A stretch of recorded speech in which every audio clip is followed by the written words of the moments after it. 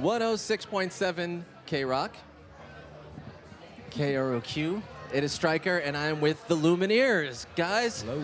Neela, hi. How are you doing? Doing well, thank you. The name right. Yeah, good work. Bonus. You guys have had so much success so many years, and you've done so many great things with KROQ that we appreciate, but I have never, ever in my life crossed paths with you. So I'm very happy to cross a path with you right now. We do a lot of liners with your name, though. You're listening to Stryker. Oh, We do a God. lot And, of and are it. you like, who is this horrible radio It's nerd? nice to put a face with the name. Awesome. Wes, I just have a couple quick questions so I am completely clear on stuff.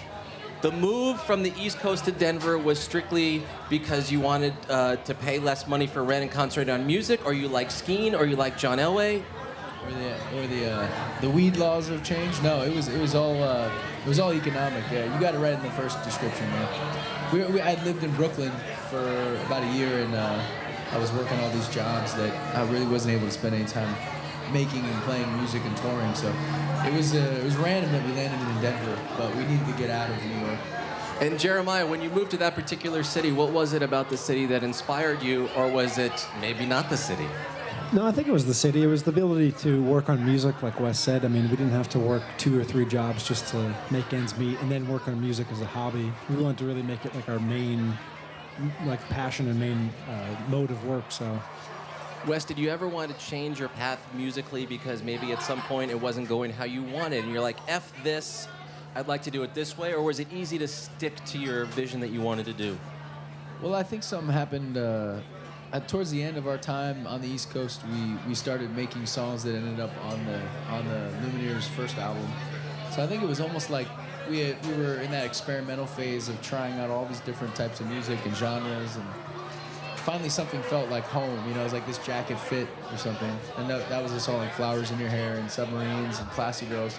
Those started to sort of pour out, and Ho Hey. All of those were kind of formed on the East Coast, a lot of them. And so I didn't feel like it was a conscious effort. More like this feels like right and home right now, and that'll always continue to change. You know? And Neela, where were you in life in the United States when you met these guys? It was actually probably a perfect time because I had just finished school. I was going to be a teacher, and I just moved back in with my folks and had nothing else going on. And answered a Craigslist ad they had placed for a cello player. I'm sorry. Why you were on there? Why were you looking for teaching gigs? I was on looking for Craigslist? anything, yeah, Right. like private teacher or whatever. Right, yeah. And Basement rehearsals. yeah, right. I think I was looking in the music section for like gigs, and it was totally out of character for me to do that or answer it, and I hadn't even been in a band before, so. That's awesome. I talked to Shirley Manson. She was in a separate band. Her video was on One Time on MTV. The guys from Garbage saw her. They said, will you fly to the States? And she put trust in them to go to the States. Amazing. This woman with these guys, and which I thought Leap was of faith, yeah. Yeah, 100%.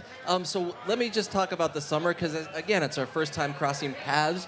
What do you, if you weren't playing music this summer, would you sit on a beach? Would you rock climb? Would you have shots of tequila? What the heck would you do, Wes? I haven't had a chance to ponder that in a long time. I'd probably go to a lake in Vermont that I used to go to. And I'd do that for a little while, and then I'd probably go back to doing work because I get kind of bored sitting around. So I actually enjoy something soothing about working on music. And last couple things that will get you out of here. Jeremiah, it is hard to get anybody in a room, let alone get him in a room to make music. And then random people have to just listen and like it. So when you put out the new record and when you were making it, did you ever have any like thoughts like, what the hell, this, I don't know, what's going on, I don't know, how are we going to do this again? yeah, every day I think I had that same thought, like, what the hell, how are we going to finish this album again? But once we got Ophelia done, it was sort of this, okay, we can do this again. You know, we can do this again.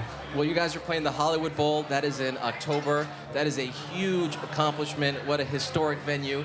And thank you so much for playing the Weenie Roast. We really appreciate it. Thanks for having us. Yeah. Anytime. They are the Lumineers, and I'm Stryker. Here at our last Weenie Roast in Irvine. The Weenie Roast will continue, though. The world-famous KROQ.